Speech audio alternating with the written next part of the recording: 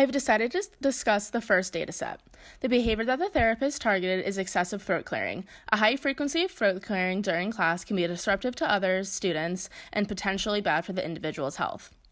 The therapist tested to see if having consistent access to water bottles on the student's desk would decrease the frequency of his throat clearing.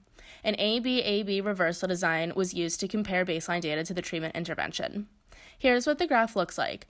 Now let's look at the features of what makes this graph come to be. Every graph should have a title describing what was being observed or tested. The x-axis is the horizontal axis that shows which session the behavior occurred in.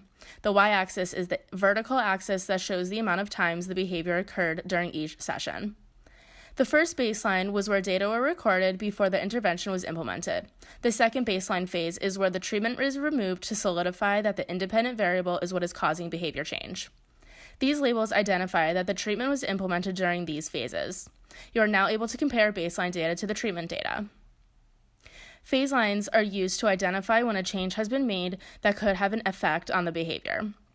In this case, the phase change lines represent when the therapist went from baseline to implementation of the treatment. As you can see, there is a clear change in level between baseline and treatment.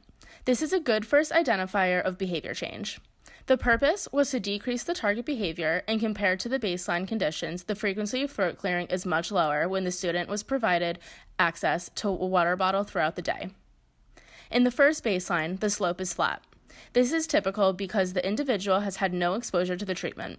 Next, you can see a decreasing slope in the first treatment condition. Reverting back to baseline, there is a steep increase in behavior similar to the level of the first baseline. After a few more sessions, the level begins to flatten out. In the last treatment phase, the data are a flat slope leveling out into a consistent data pattern.